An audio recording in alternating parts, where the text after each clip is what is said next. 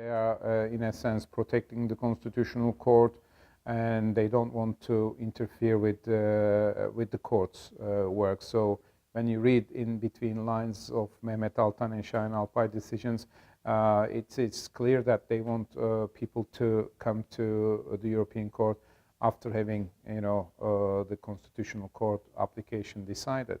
But then if that is the case, why did they give priority to these cases? At the time, their initial consideration was that there was a problem in Turkey. Now that the Constitutional Court decided in Şahin Alpay and Mehmet Altan cases, they seem like, well, then there's a process in Turkey, and we must respect that, the European Court of Human Rights suggests to say.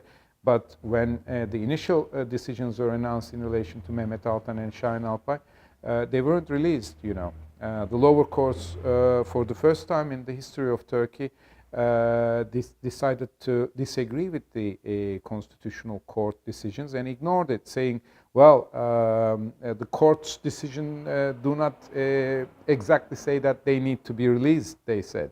But they don't. The court found a violation of their personal rights, and their detention was arbitrary, the court stated, and their right to freedom of expression was violated, and their detention was arbitrary. So for the resolution of the violation of their fundamental rights, the decisions were sent to the lower courts, the prosecutorial courts.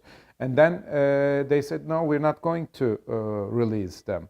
And they weren't released. They appealed against those decisions, the lawyers of the journalists. The appeals were rejected. So 4 separate courts, 3 judges, 12 judges in total, said, we are not going to obey what the Constitutional Court. So for the first time again in the history of Constitutional Court, the court had to issue a second judgment in relation to Mehmet Altan and Şahin Alpay. Şahin Alpay was finally released to house arrest, but Mehmet Altan was never released, because then his trial ended at that time. So he was found guilty. He was no longer in state of detention. He was a prisoner now. And so Mehmet Altan never benefited from the Constitutional Court's 2 decisions, as well as the European Court's decision. So 3 great judgments in his favor, but he's still in prison.